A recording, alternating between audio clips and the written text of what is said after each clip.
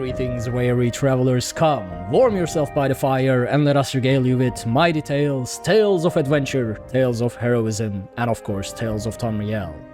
Brought to you by the unofficial Elder Scrolls pages. I'm your host, Arcaneer Silvershield, and I'm joined by a full house and a special guest tonight. Starting with, as always, the man, the myth, the legend, Lotus of Doom. How's it going, Lotus? It's true. I am here, and things are well. Things are definitely well. Yet another announcement episode, which should be fun. Yeah, we are not done with the special episodes, but before we get into that, we finally have our most recent member, Doug herself, who was unable to join us last week through the intervention of the Daedra, but through the will of Divines, she is here with us tonight. How's it going, Doug? I'm doing well. How is everybody in chat, and how are you guys? Doing great. Great to finally have you officially as well. Yes. I'm so excited to be here. You made it through elsewhere. I made it through elsewhere. Yes. Also joining us to, participate in this special announcement episode yet again, Tom himself from Robots Radio Network. How's it going, Tom? Hey guys, I've been locked up in the Apocrypha, the realm with all the books, and I'm seeing things. It's weird. It's fine. You just embrace it. Back in reality. Just go with it. Just go with it. What is this? What is real? No, you'll be fine. You'll be fine. Deep cleansing breath. Just let the tentacles of the black books just envelop you. You'll be great. It's an embrace. It's a hug. Yeah, it is. It's like a big warm hug. I came back into my body. And you won't believe what my body was doing while I was gone. Oh. As long as it doesn't involve those nasty seekers, which is probably my least favorite thing in Elder Scrolls as a universe. I know, those things freak you. I mean, those things are freaky to begin with. They are what too my body was strong doing as well. had to do with a seeker, and I'm not going to tell you what it was doing with the seeker. So, no longer seeking. So, in contrast to last week, we do have quite a bit of news, some good news, more announcements. We have a special segment for Tom, which I've prepared a quiz for him in revenge of his full Gwar-related quiz of me when I joined the Elder Scrolls Lorecast. Yes, I don't know if everybody knows about the details on this. Yeah, just in case. Yeah, give a little background on this, because this will stem from a previous crossover. So go ahead. Yeah, you tell him. You tell him. Okay, well, I was invited to Elder Scrolls Lorecast for a crossover, and Tom told me that I would be answering some lore questions about Elder Scrolls, and I'm pretty, not as much as Lotus and Tom here, but I am pretty confident in my Elder Scrolls lore abilities, so I was like, okay, yeah, let's do it. The problem was that all of the questions, and I mean literally all of them, were Gwar related. Like names of certain Gwars, the colors of certain Gwar. It was just full on Gwar related questions, and I think I only got one of them right. It was like one or two. Some of them were pretty esoteric. This was like deep Gwar lore. It was deep Gwar lore. I don't even know where you found all of those information. It was like the first Gwar you see in Balfoy, and which color is it, or something like that. And the thing is, so it was sort of like a versus between chat and myself, and people in chat were actually getting the right answer somehow. Well, there are some Gwar lovers out there. It's true. That is the problem with the Gwar. Yeah, that is the exact problem with the Gwar. No one in their right mind, without a magical influence, would be that well versed and interested in Gwars. Which, leads me to my theory, or rather a fact, that they are very dangerous, and they are definitely messing with people's mind in Tamriel. It just makes sense. Mm-hmm. Never. No. Well, You would never do that. To that point, we also did an episode about how they are the most dangerous creatures. We did. Wait, we did have how did I miss that? Yeah, there is an episode where what is the most dangerous creature in Tamriel, and it was determined that it is the Gwar. I've been saying for years. Oh I mean, my I God. think we might have credited you as like the leading source. At points. Wait, what? Do you And- remember the episode number? Was it not in the It title? was How did I not know? probably about what 30 episodes ago at this point? Yeah, it was a Oh while my back. God. Yeah. Maybe 20 episodes. It's been a little while, but I mean, we may have been a little tongue in cheek about some of the reasoning. I mean, there was definitely some legitimate reasoning there also. All of it is legitimate. It was a little bit of a mix. Have you seen the chart? Now I kind of want to stop the show and go back and listen to this. Just go listen to that instead. Yeah. This could be we could just put that episode on and then we could pause it every so often and then comment on the. You just Yeah, make a so we can do commentary. do a commentary on our own work. That is the I That would actually be want to so do entertaining. that. I actually, I'm definitely doing that sometime. It'll be a patron bonus episode. That's what we'll do. Yeah. commentary on your commentary with a follow-up of commentating on that commentary, and it's just like littler versions of you on each of the screens. A new podcast borns just out of that. It's just that out of that episode is a whole new series. There's like one guy out there who's like, yes, that's the best idea. Awesome. Everybody else is like, oh my god, they're just the worst at podcasting. Yeah, so we definitely do have quite a bit to go through. Yeah. But before that, we got a little bit of behind the scenes updates and our actual announcement. Unlike last time, I'm not going to drag this one out because a lot of people actually did guess what it was during last week's episode in chat, and I had to just play dumb through all that, just ignore the comments because I didn't want to, mess up the surprise. But so okay, first things first, this is very short. If you want to contact the show, it used to be like dungeoncrawlernetwork@gmail.com. From now on, you can contact us or send us an email regarding whatever at talesoftamrielpodcast@gmail.com because Dungeon Crawler Nice and Network is discontinued since there is no other podcast that is being continued other than Tales of Tamriel. And that got us to our announcement, which is we are joining Robots Radio Network. Yeah. We are so going now- all professional. Oh yeah. By the way, Tom, we meant to tell you about this. While you were away. Yeah. Yeah.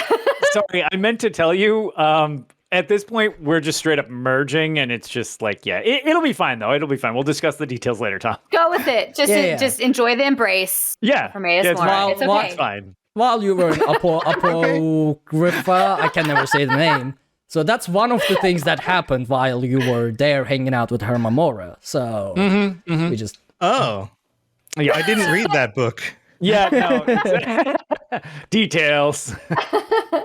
Cool. But yeah, no, but seriously, that was a funny joke I just did.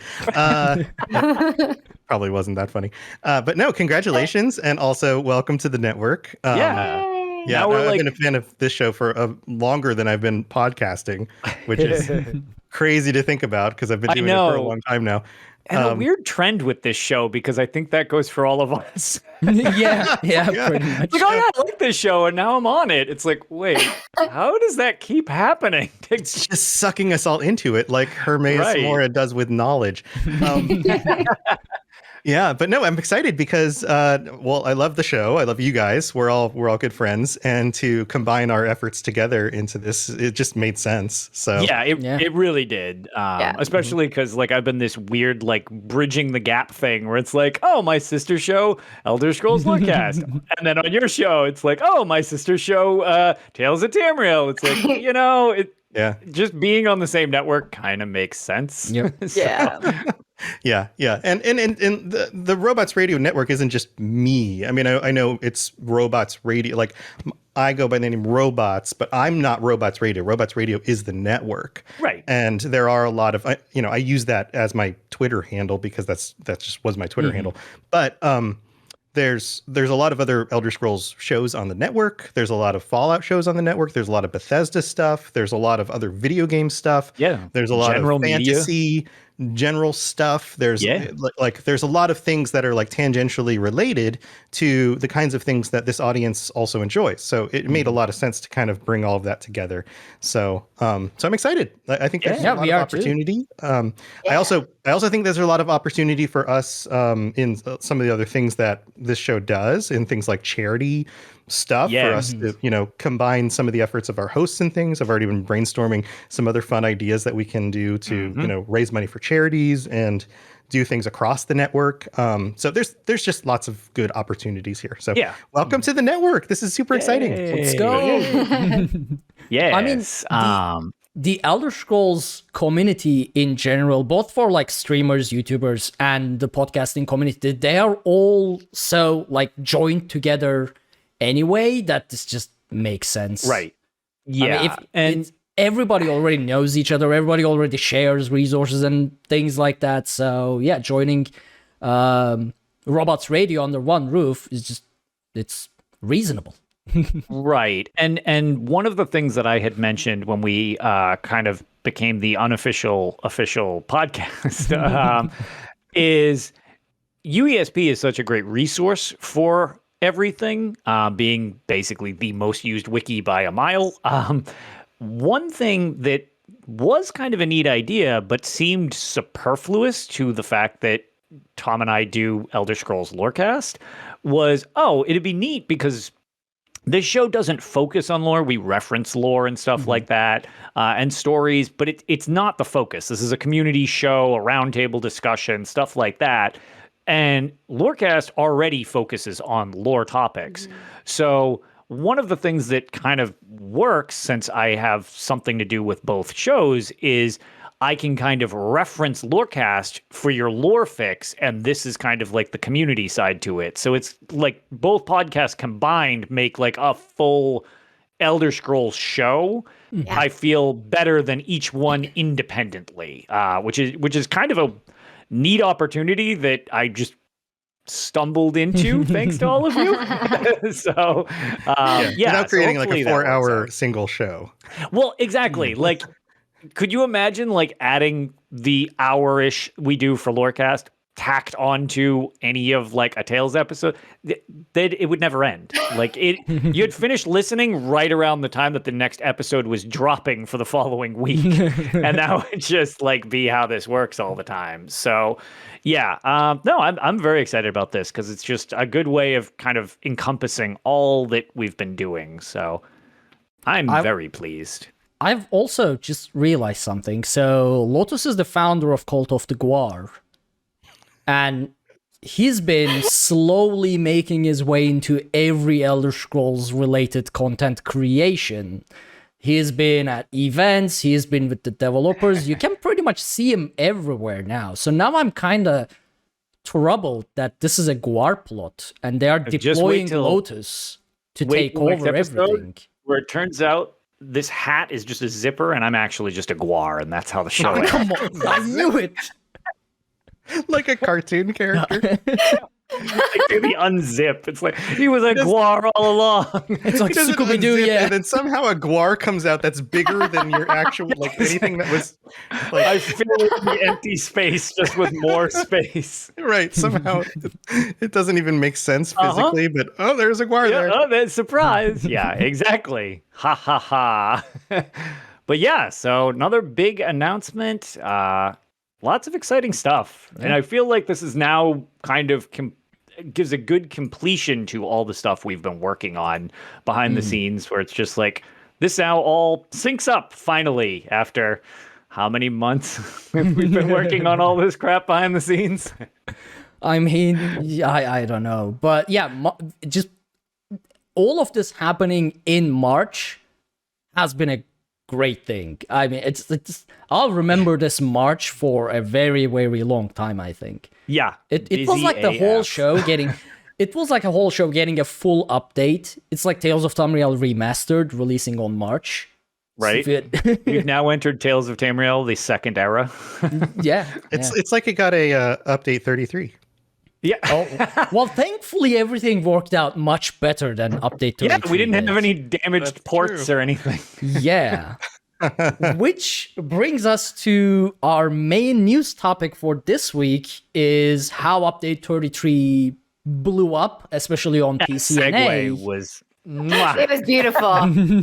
Perfection. This Right is in what there. Tom does. This is a job. Right in there. That was like a baton handoff for me to. Ark. Here you go, Ark.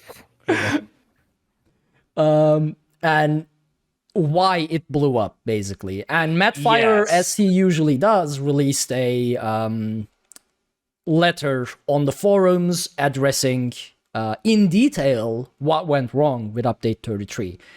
And apparently it was completely unrelated to Update 33, as none of us guessed. And apparently that includes the developers. So you can find the full letter on the forums. It is a semi-technical article, but we are gonna just like summarize it a bit. So what they've been working on since last year, improving the entire backend of Elder Scrolls Online to get rid of a lot of the issues, a lot of the server problems that they are having. And we talked about this, they are doing this in stages. One of those stages was database sharding. And that is basically just separating old character accounts. Sharding, right? Yeah, sharding with a D. What did I say? Did I? No, I'm just making sure. Oh, Yeah, somebody said something. Right. That word is very. You have to be very particular with that word. Well, You don't want good a luck T with there my instead of a accent. D. You No, were it's not an Well, accent thing. The I'm just being thing clear. is, they were doing database sharding, and what they Yeah. got was with T. Database Game sharding. sharding a shark. Yeah. Yeah. Yeah. So, Elder Scrolls Online has, in total, over, at least based on the last number, over 18 million accounts.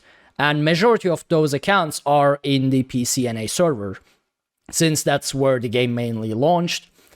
And that means every time you want to log in or do anything with your character, it has to go through a massive database of characters, regardless of whether if they were logged in within the last, recent times or not. So they separated all accounts that hasn't logged in over a year to a different old database, like old characters. Yeah, and storage, I believe they call it. and they got all the people who were logging in within the last year into a new database, which means like when you want to log in or do anything that requires your character to be queried through the database, it's going to happen faster. And apparently this has been on consoles for the last 2 months, and it has been working greatly. So they launched Update 33 on PC, and the usual bugs started to happen, and they started working on those. And they thought, okay, well, since we are working on these, everything looks okay, let's enable database sharding as well, which went terribly wrong, and all the issues that The D PCNA... shifted to the T. Yeah. Yeah, like real quick. Yeah, so all the issues that everybody has been experiencing on PCNA started happening. That we know of, login issues, on the activity finder and everything broke, and the server slowed down massively in general. Yep, queues to nothing. Like you were just queued into queues trying to get in, and there was it was a disaster. So naturally they thought, okay, Update 33 combined with database sharding broke everything, since when we enabled it, everything broke down. And they started doing maintenances, they started trying to find a solution, went into a full week of debugging. And as we know, it was a very long period, and they just couldn't figure out what was going wrong for several days. Apparently that's because none of this was related to Update 33 or database sharding at all. It was a hardware failure on the server on a basically borked up port. And since then, they replaced that hardware piece, got it all up and working, and everything is better now. Well, I mean, there's still, bugs and stuff that come from Update 33, but all the server issues that's been happening, that was a nasty coincidence on a hardware failure that just happened at the same time as the Update 33 and database sharding, which is very understandable that it took them this long to figure that out. Because when a coincidence like that happens, you just look at all the wrong places. And Right. Any one of the myriad of changes that happened, it turns out none of those are what's actually causing the problem. It's just this physical thing in our world. It's not working anymore. It's like, wow. Like, getting down the line of what do you check before you reach that explains why it took so long to get there. I mean, it's like you do a Windows update, and right at the same time, a piece of soldering on your motherboard just fries, and you're like, oh no, Windows update broke my PC, and good luck figuring that out when that significance update just happened. So yeah. But hopefully, as Lotus said in the pre-show, that means the consoles are safe from this. Theoretically. Well, Assuming something else doesn't go wrong. We can only hope. Yeah. I don't know. My port's looking a little crunchy. Crunchy port. That's right. That's going to be the name of my next Guar pet. Crunchy port. He's going to be like a fat Guar. He's going to be like a little tubby guy. Come on, Crunchy Port. Let's go. Good name, because when you crunch it, the name will be fitting. Oh my god, no, you don't ever crunch the Guar. No, don't crunch Crunchy Port. Crunchy Port, like he eats a lot, and so he's crunchy and he crunches things and he's portly. Yes. That doesn't make it any less dangerous. We're gonna find you a Guar that you love, Art. One We're gonna day. find you one. Come on, Crunchy One Port. day. Come on, That'll be Crunchy the Port. day. That'll be the day that everyone should start worrying about the apocalypse, because something's wrong. Sauce, can you make a really fat Guar pet? Like, they're all kind of the same size, that right? waddles. Well, Yeah. it's They're kind of waddles more than it tubby. already waddles. Kind of tubby, and he's a even little more bit slow. waddly. Right, like all the pets kind of run roughly the same speed. This one's a little bit slow, but he tries real hard to keep up with you. I was gonna. It's like those little chicken ones. Those are great. They're so cute. I still Come on, can't yeah. decide whether if the chicken ones are also Guar or not. I mean, they are called Bantam Guar, The but Bantam They're called They are, Bantam yeah. Not Guars. actually I love related. them. Yeah, it's a misnomer. Yeah. Yep. Aww. Yeah. They're so cute. then they are safely edible. Because I'm not sure about Guar being edible. I mean, you might catch the evil. Are you saying this from personal experience? I was gonna say, what? You ate one? Why? No. Eating I'm Bantam pretty Guar. sure. I'm pretty sure if you ate the Guar, you'll catch the evil. So that's a risky the thing evil? to do. You can't cook it out? Oh no, I have guaritis. You're not looking too good, Jimmy. I think I ate the Guar and caught the evil, Jimmy. We told you not to eat the Guar. Yep. You'd catch the Caught evil. the Yeah, I evil. caught the evil. Yep. That's 3 how. weeks later, boom, soul shriven. That's how super villains in That's Tamriel real are born. lore. Oh, no. That's how the AD becomes. No. Yep. Just kidding, but not seriously. Little Manny Marco. It's like, I want to point out, guys, I that did my notice. AD banner Oh. is gone. Yes. To anybody Oh, on that the is good. video, there are 2 alliances and an excellent UESP banner. I had to have room for my USP banner, guys. It's very I'm sorry. important. Perfect. It's the cross-branding. important. I have to represent my peoples. That saves me from a lot of video editing. I mean, Tom obviously rocking the EP Oh, yeah. banner. Mhm. That's obvious. Yeah, I don't the see one on Lorecast we Lotus's had camera, so discussing- that's tricky. I mean, I don't have the banner, Yes, but everything mine's is red. directly in front of me. Yeah, you have the nice red hue. You see a red controller in the background, it's fine. That's true. I That's mean, the camera. you've gotten like all the Cyrodiil achievements anyway for EP. I That's think valid. it counts. That's I think valid. it counts. Yeah. Oh yeah, that reminds me. I wanted to do an Emperor run just to prove that, it was during that episode where I was accused of AD supporting, and I was like, I'm gonna do an full Emperor run for EP, And then I realized I can't play Cyrodiil at all because of the lag. So Yeah, that I never remember happened. that.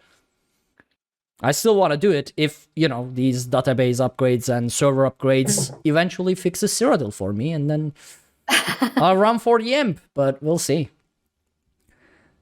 All right, so we have one more piece of news, which is just an event announcement. As usual, Jester's Festival is right around the corner, coming Can't believe on... it.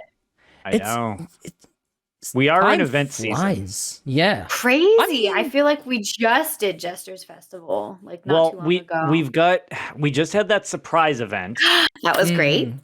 and now we've got Jester's Festival. Then we have the anniversary. Yeah. Also, I my guess favorite. one thing to note, just before we move fully into Jester's Festival, at the end of the letter, we are being given compensation across all platforms for the inconvenience of that port forwarding disaster. It's at the end of the letter. A lot of people, I guess, missed this. Oh. So they're changing around I believe it's the April awards a bit. So we are getting, I believe, 4 grand experience scrolls as one of the first logins.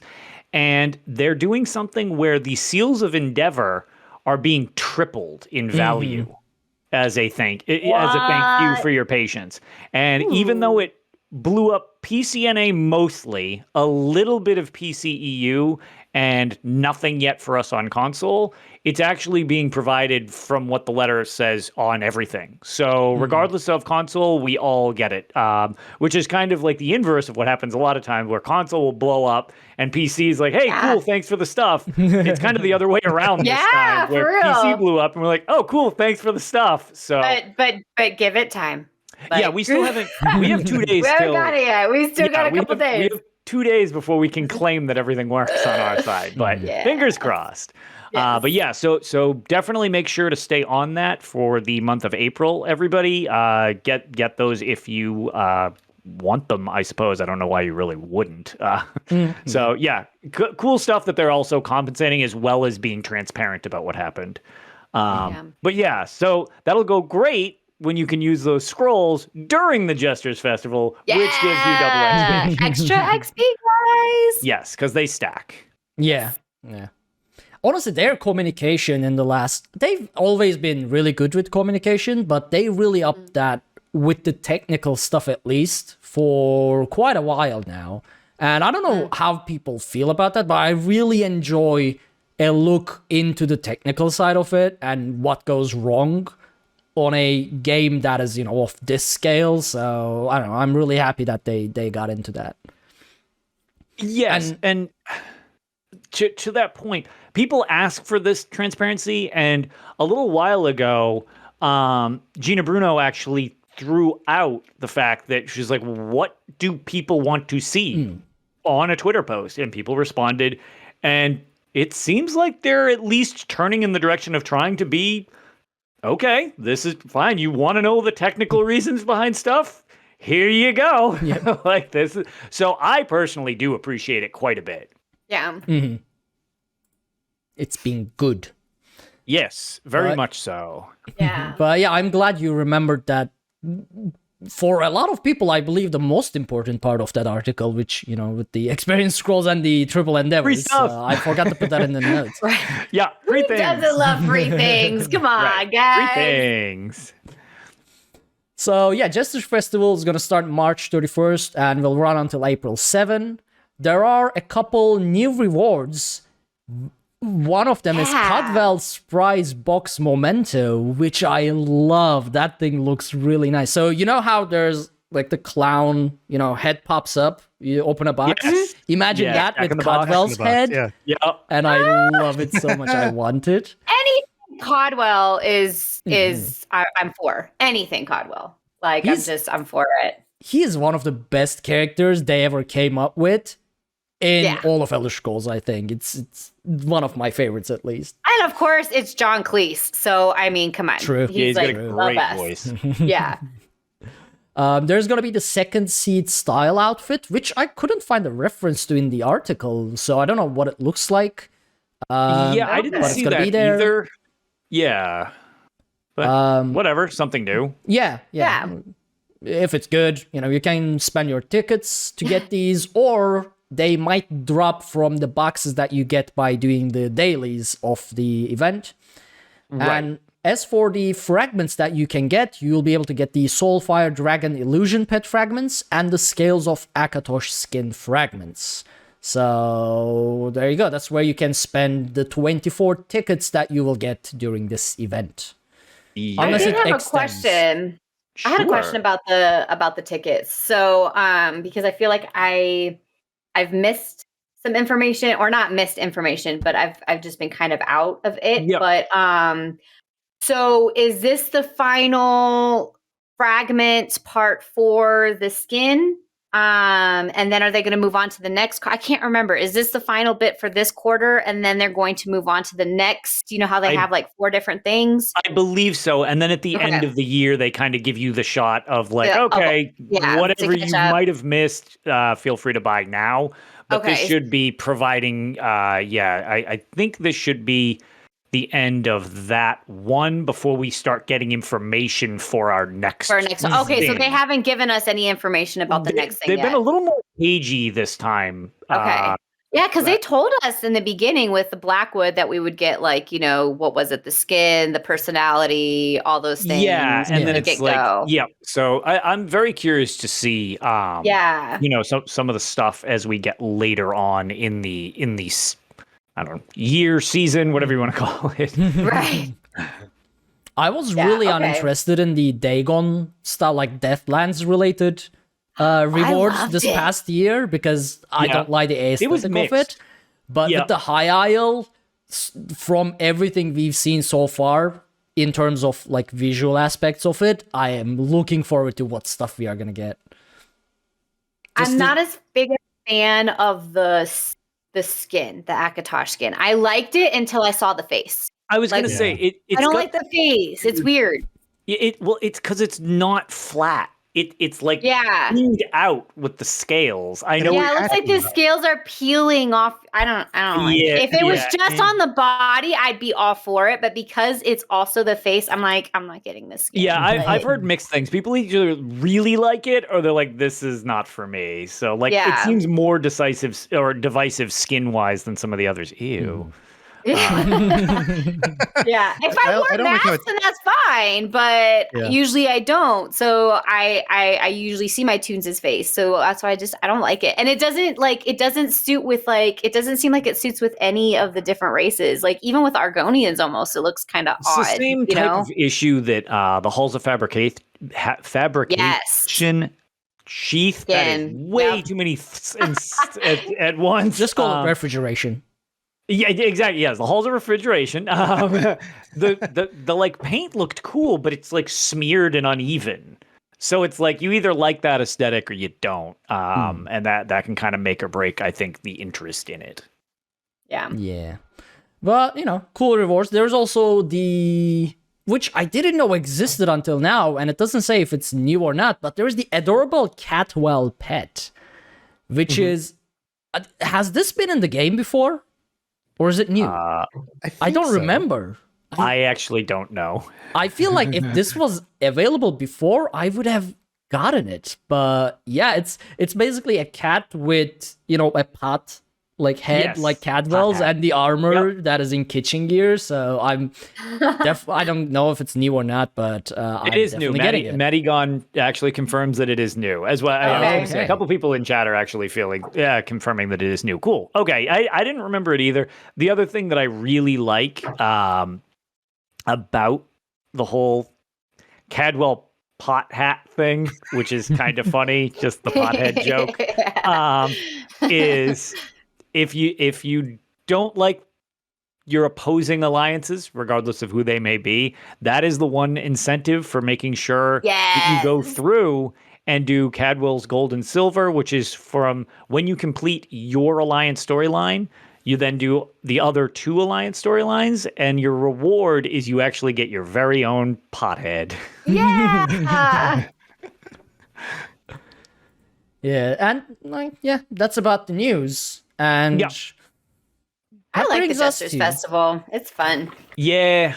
I mean, I've done the achievements for it. My favorite one is definitely the pie in the face one where you have to do it with your buddies in different alliances. That one was super fun. I like pieing the opposing faction leaders. Yeah. And just running away before the guards murder me.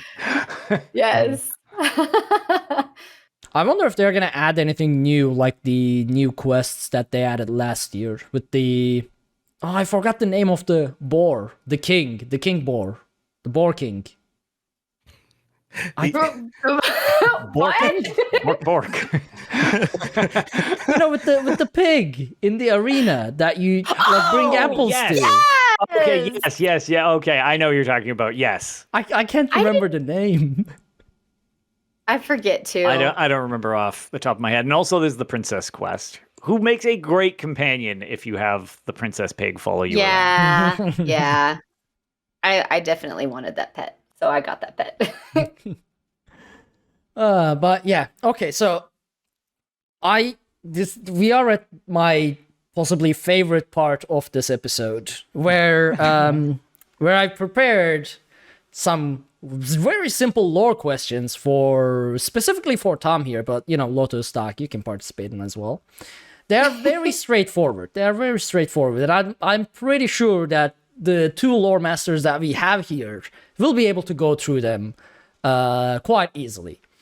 But just remember that the Elder Scrolls lore is based on the unreliable narrator. So, So yeah, I feel like the answers are going to be highly suspect and unreliable. No. This is, I mean, it's okay. You do Elder Scrolls Lorecast. This will be fine. So Tom, are you ready for the first question? Yes, my It's a body very is ready. simple one. Who was Gigalag and what happened to him? Gigalag was the Daedric Lord of Party Pooping. And he was such a party pooper that everyone was like, hey man, stop pooping on our party. You're too big of a party pooper. And he was like, no, bro. Everything's got to be in its right place. You guys are too crazy. And he was, and they were like, no, we want to do things. We want to be awesome. And we want to do things our way. And he was like, nope. Got to do things our way, my way. Things have to be in order. You got to go the right way, in order. And everyone was like, bro, you're pooping on our party too much. Stop it. And he was like, nope. And then they got mad at him. And then they turned him into Sheogorath. All right, That was the most broken version of... Can I get an applause here, guys? That was like the best. Because that was explanation. shockingly accurate at the same time as being ridiculous. What was his That was official excellent. title other than Party Pooper? He was the Daedric God of Order. Right. Like the Daedric Prince of Order. Yeah. Like, So and Yeah. all very, very accurate angles. His weapon is so generic. Yeah. Like the Claymore, it's just like, it is the most generic looking weapon. It's one of the few almost like, I mean, it makes sense though, because it needs to be like completely orderly and even, but it's just like when I first saw his weapon, I was like, well, that's nondescript. yeah, I and mean, his it does kind armor of looks fry your all brain like, by letting you see into alternate futures and stuff, but just it itself is kind of like, okay, very good then. yeah. So you just mentioned that he was able to like see alternate futures and stuff like that, right? And he was a Daedric Prince of Order. Now, everything Tom just said is, in fact, the common knowledge in Tamriel. Alas, it is not the fact. See, the Daedric Prince of Order, Gigalag, having the ability to see into the alternate futures and things like that, he saw the Guar threat coming. And being the Daedric Prince of Order, he knew in the alternate, futures that he saw that the Guar was going to bring about the ultimate chaos on Tamriel. I knew this was suspect. So I smell propaganda. so he started working for stopping the Guar. But the Guar, being the cunning and powerful and sneaky beings they are, they got all the Daedra into a plot to stop Gigalag before he can stop the Guar. And that is why, because, Gigalag being as powerful as he is, he posed a real threat for the Guar. And that is why all the Daedra came together, tricked by the Guar, and turned him into Sheogorath. Okay. There you go. Can we That cut is his the- mic? Yeah, I was gonna say. I'm down with this theory, Maddie, guys. can you- Actually, I've been a little bit swayed. I'm We have 4 more questions. Oh no! I'm starting to see this anti-Guar perspective a little No, bit you more don't. clearly now. No, you go. no. You know what? Go back to the embrace of Hermeo. I think maybe my mind has been opened. I think Go back to the books. Go back to the books. I think Hermamora has opened my mind to other perspectives. Okay, second question. Since Gigalag was turned into Sheogorath, why did Sheogorath throw the moon rock Bardao at Vivek City, or Morrowind in general?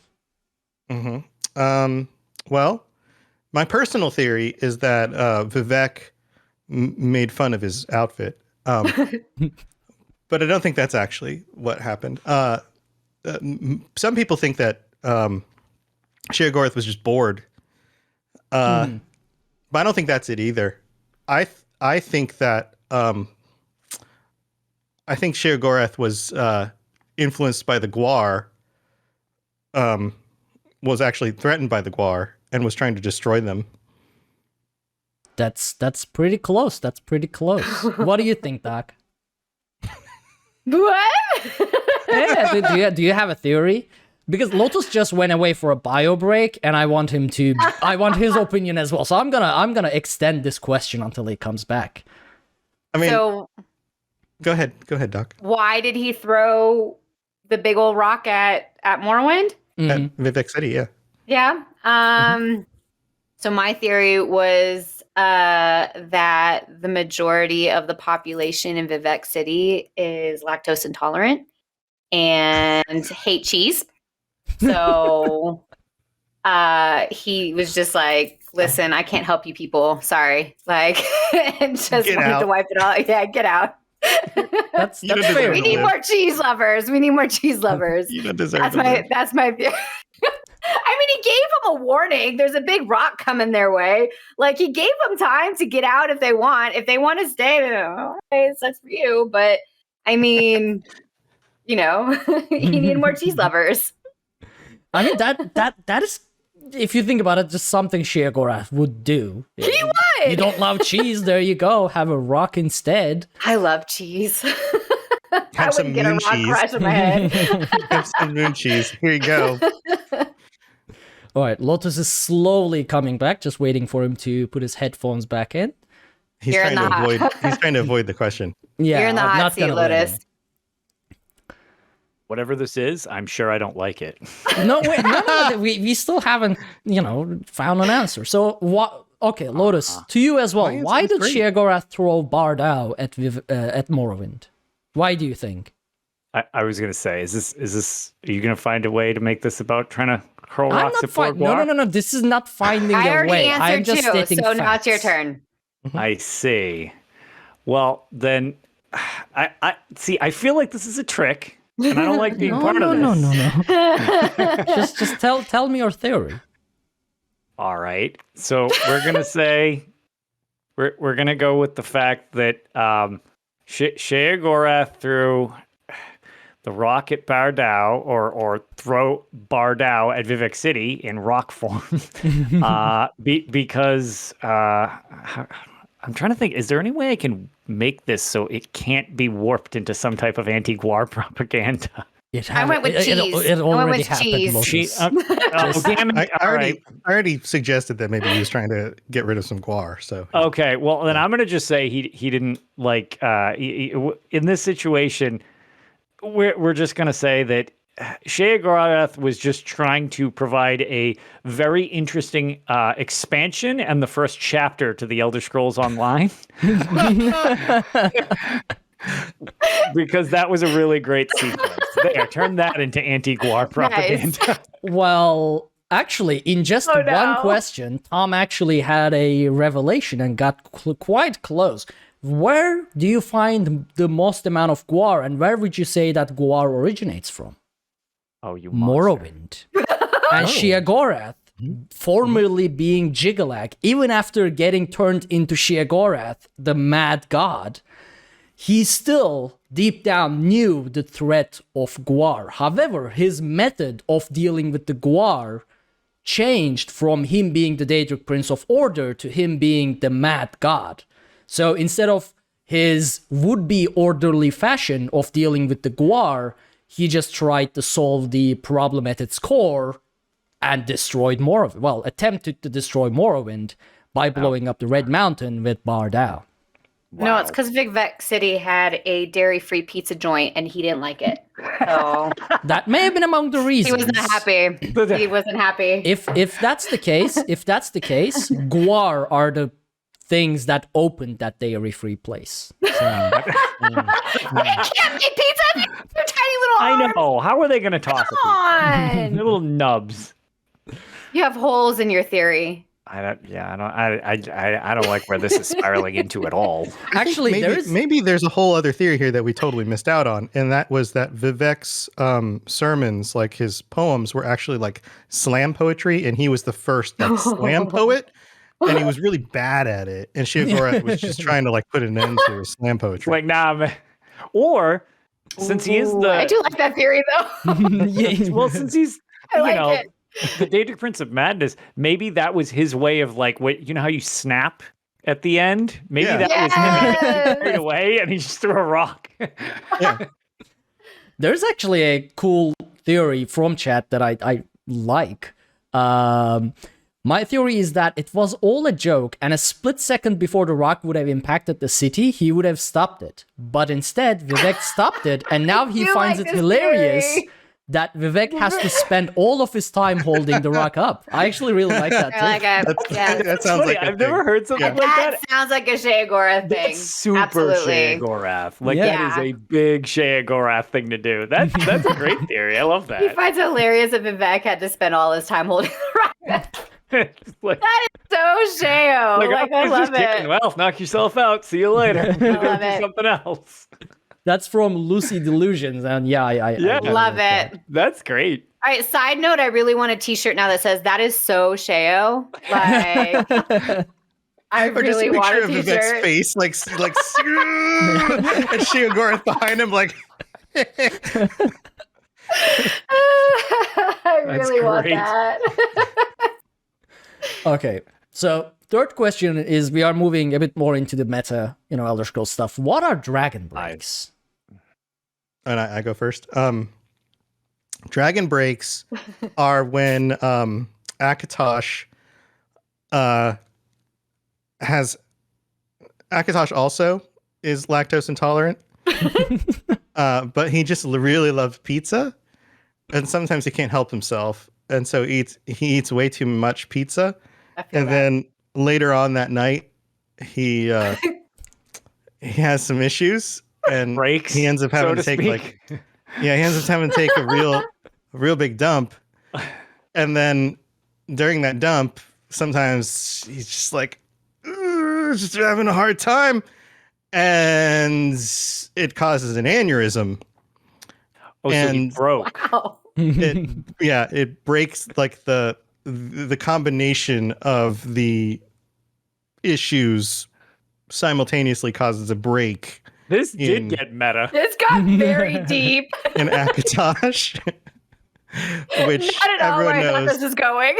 is he's the god of time, and so therefore this is the leading theory here. Clearly. As you know, Lotus and I do a lore podcast, so we Yes. know all It's of the complete leading theories. canonical. This is Absolutely. this is the deep lore. This is the stuff that most people don't actually get to. Like Yeah. people will tell you, like a dragon break is when the dragon breaks. Akatosh, like the time breaks, and then all things happen simultaneously, and yada yada yada. But they don't actually get into the finer details of like how that actually works. So this is actually how that works.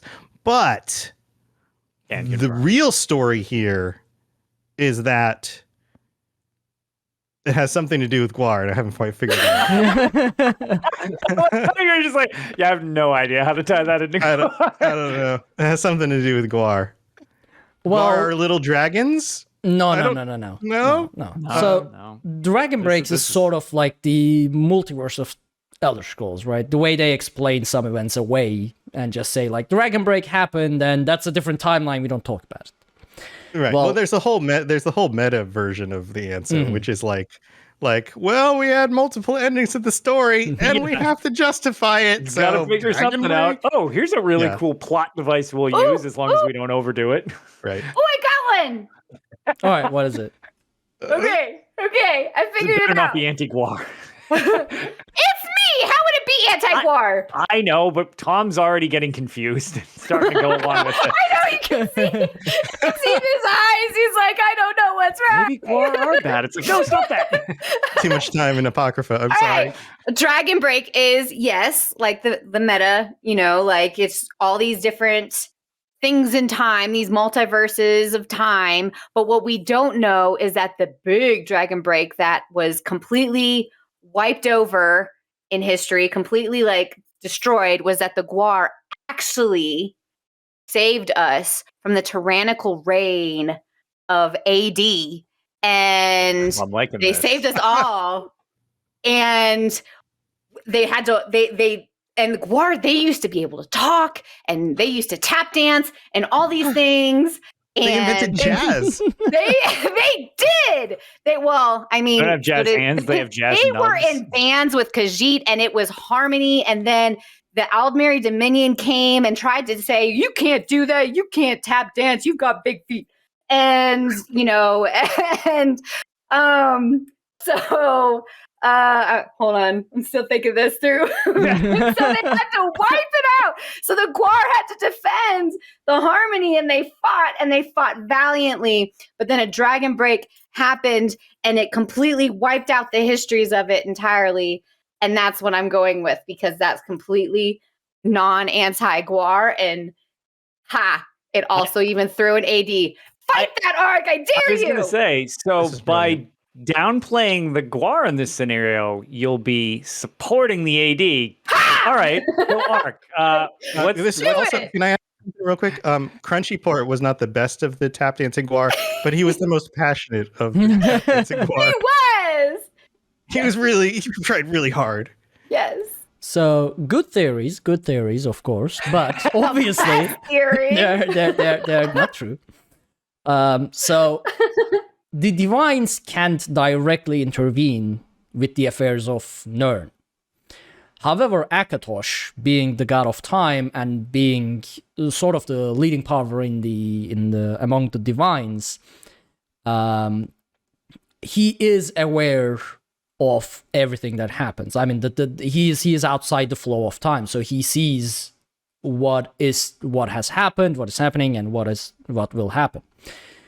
Dragon breaks are when Akatosh, in his limited ways of intervening, basically alters the entire timeline in which the Guar has actually thrown Nirn into absolute madness and chaos and completely take over and bring about the doom of all living beings.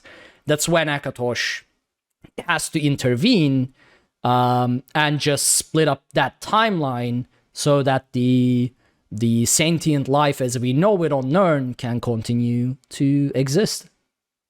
I don't like any of this. Each one of these answers is more offensive than the last. I can't believe there's two more of these abominations. Do it. Bring it. Let's go. I'm so ready for the next Come one. on. This is an easier one. So during the Oblivion Crisis, Oblivion portals were opening all over Tamriel, but in Blackmarsh, Marin's Dagon had to start closing the Oblivion gates. What was the reason for that? He's a big jerk. So, because he was a big jerk. Very concise, Doc. He's a jerk. most people will say that the Argonians mounted too strong of a defense of their homelands. The more likely reason is that he defaulted on his portal loans because he's not very good at money. He's real good at all sorts of other terrible things, but not good at loans. But the actual reason that Ark is going to tell us is that the Argonians, like Lotus, were actually Gwar wearing Argonian suits with zippers in the front. That wasn't my answer, but I like that. I'll take that. So the Argonians that defended Tamriel were actually Gwar in disguise, and they are our secret saviors. And as they started invading into Deathlands, Dagon knew the threat and was just like, "Nope, this is not. We're not dealing with He's this." like, "I'm not taking on Gwar." Like they mounted their defense against a bunch of Daedra, and then as soon as they started killing a bunch of the Daedra, once they started showing their dominance, the Daedra were like, "Oh, these Argonians are so strong and powerful." And then the Argonians in the front would like unzip. And they could like peek out of their outfits and then go, "Surprise, mother!" and then the Daedra were like, "Oh no, they're secret Gwar! Run away!" And then they go back into the portals and then shut the portals. There you go. Wow. See, Tom is starting to see the truth in just like a few questions. This is the power of a true lore master right here. Just a few questions. Do you have anything to add, Lotus? No, I don't. Gwar actually spoke too, which was great.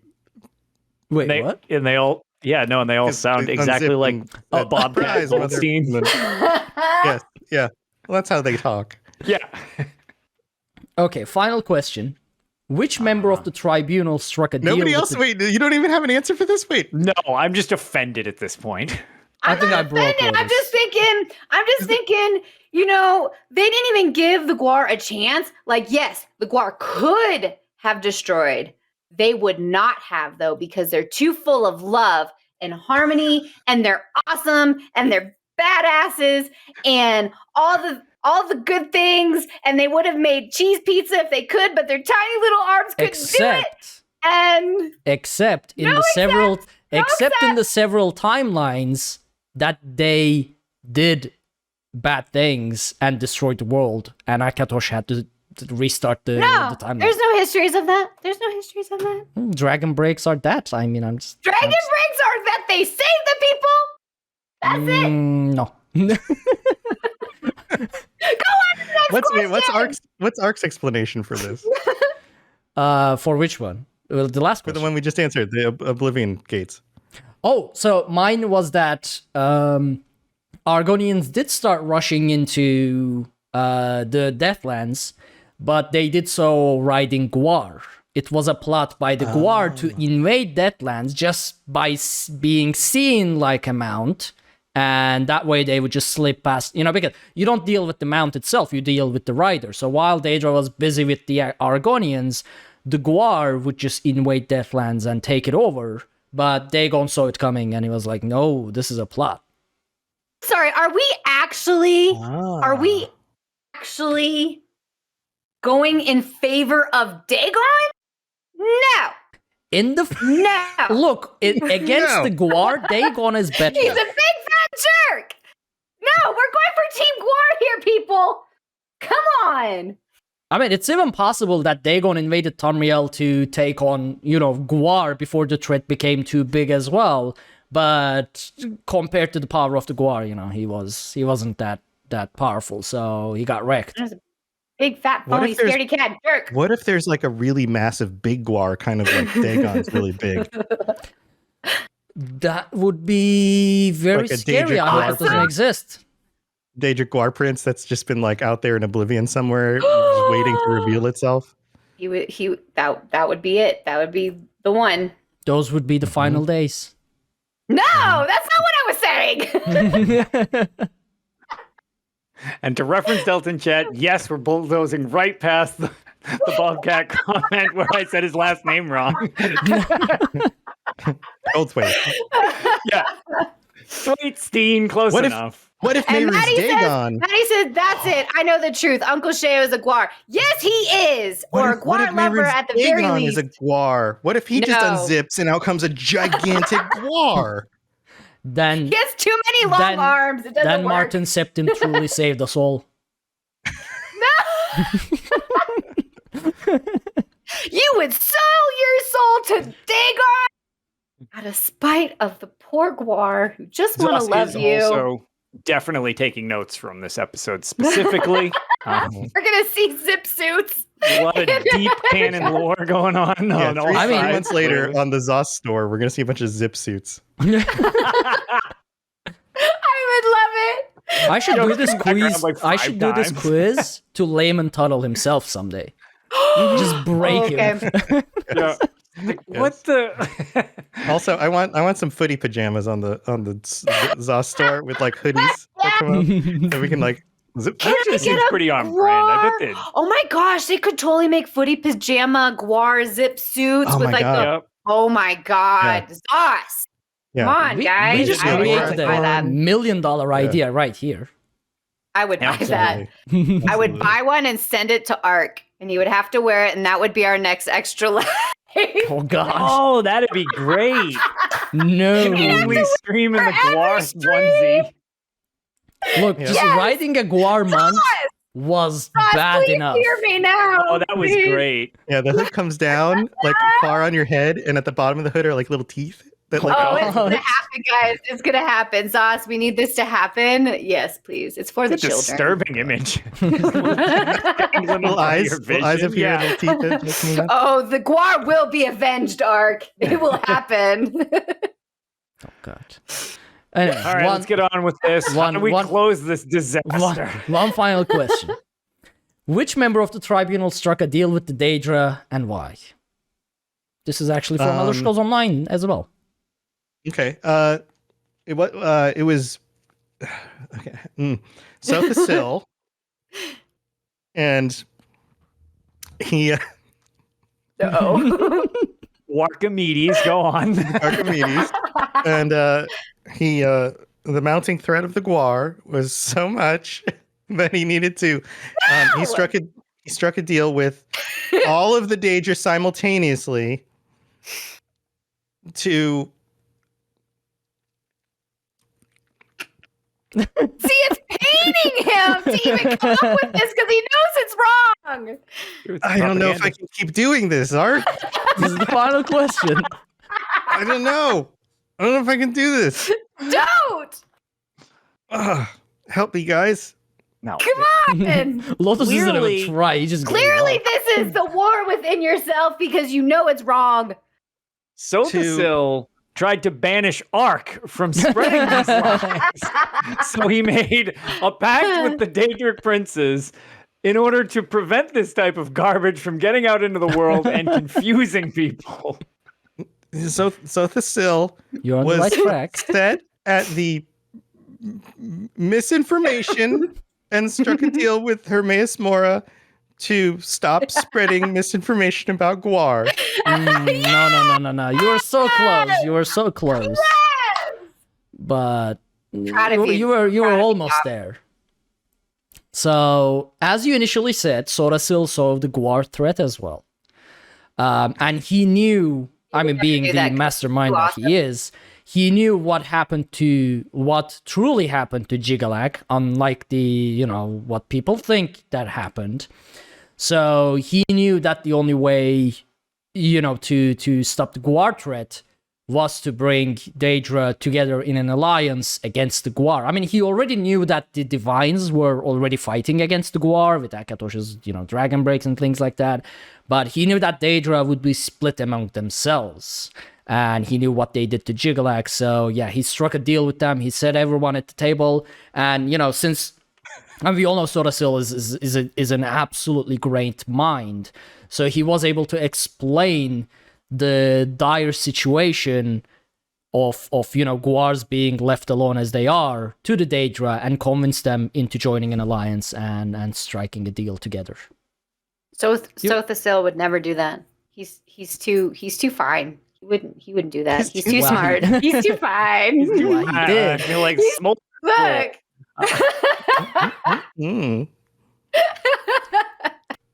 And yeah, that brings us to the end of the 5-question quiz that I wanted to put out there to enlighten everybody, which is the Just true- score got- that, Ark. I think I got How like many an out of 5? What's I your definitely rating? know I. Rate each of us. Give us Yeah. each a grade. How many out of 5 did we get right, I Ark? feel like the chat should tell us Or just give what us they a like performance the score. rating. Well, Lotus gets 0. Damn it. Doc gets 2-star for trying, but she always went in favor of the Guar. Tom actually gets a 4 because, I mean, not only was he managed to tell the actual lore in the most weird way possible, he also quickly grasped and started really guessing what I was going for in like one question. And he was pretty on point from the start of Gigalag question. So, I mean, he did battle within himself to get the actual truth out. So that's why 1 star goes away, but 4 stars still. Well, thanks. I see. It was tough. It was difficult. I did, It was. That was really impressive, though. You managed to like quickly start making up the lore I was truly saying, which are facts. Are they? And you were telling them in your own way while also knowing what the actual thing was. So that was like a 3-way answering, the questions in from 3 perspectives. That was pretty good. Thanks. I bullshit really good. I've been wanting to like get on another episode with you for so long just so I could do this as well. But I missed every other episode that you were on Tales because of the time we were recording it. So I'm really happy that this finally happened as well. Yeah. I've been thinking about this for quite a long time. A very long play. Yeah. Listen, guys, I promised you 2 episodes ago that I would be for the Team Guar, and I will be Team Guar. Let that be known. I will stand for the Guar forever. Little did And we Ark- know that Ark is the Daedric Prince of Plot because Or Guar. been Or planning anti-Guar? this No, for Guar. a very long Anti-Guar. time. Maybe he's secretly the Daedric Prince of Guar. Oh, he's the Guar. See, that's why they are this dangerous, because they make you question everything, but you can never actually like really see it. Guarcaneer. Daedric Prince of Guar. No. Like No. No. Don't turn this on no. me. This has all been an advertisement for the power of the Guar. Mhm. I'm so happy that I got to do this. And I see. Well, I found it morally reprehensible, but so we are just over an hour into the show, and we still have our Tales part to do. But as with some restructuring of the show, we'll be using this time between our news, discussions, and Tales to shout out everyone who supports us, read the iTunes review, and take a quick break, during which you might hear some ads. Now, I mentioned ads on the previous episode, that they might happen, or rather they will happen, and they will support a lot of things with the show, as well as, I don't know, maybe one day allow me to come to ESO Vegas or something like that. We'll see. I don't know how. I know. I don't know what the performance of those will be, but I'm really eager to finally meet all of you in person. So yeah, we'll see. But before we get into all that, as we have become the official podcast of UESP, the unofficial Elder Scrolls pages, and now are supported by the Patreon of the unofficial Elder Scrolls pages, which is patreon.com/UESP. We are also giving shoutouts for those patrons, because you will be from now on keeping the show going. And as of this week, we have 2 new supporters over there. That is Raphael Steiner and Thane Hess. I'm sorry if I butchered the names, because I don't know much about names, especially that, foreign names to me, at least. But thank you all so very much for supporting us over there. It will help to keep the show going from now on, pay for all the stuff along with the ads. And I hope you all enjoy the rewards. And if you haven't checked the USP's Patreon already, unlike before with the DCM one, you get a lot of actual Elder Scrolls rewards, like physical Really stuff. cool stuff. Yeah. They are really good. All the way from posters to custom made. Well, that was last year, but this year Cool they have... coffee mug. Yep. It says, this might be skooma. This was from this last year. This cool banner thingy that is totally covering up. You keep Clothing. that little yellow tail right Nub. there. And lots of other really cool things. The absolutely horrendous figure that Lotus got, which It is very well amazing. made, but the Lotus's ugly glass armor made it horrendous. You just don't understand the wonders of heavy glass armor. No. At least dye it, man. At least dye the thing. No, Why do you have to leave it with the default ESO green, which is Look, like it's this not even offset default color? ESO green. No, it's not. It's from Markarth. It's whatever. Markarth puke green. I have no idea what the color See, patterns even are. you I don't, call it puke green. There, it's I don't know what it's called. Whatever. It looks like malachite. That's what it looks like, but it's not the That's default. fair. The default's too light. It's like the original default green. I used to use the one from Sanctum Ophidia, I believe, Okay. which was a closer to malachite, but then whatever color green you get from, I think, doing the story in Markarth, that was even better. It looks just like that nice Skyrim hue that I really like. Yeah. still ugly. How dare you? Continue But- to be offended. Yeah, Not offended again. Continuing to be offended. okay, so before we derail into another 15-minute segment, we'll be back in a minute.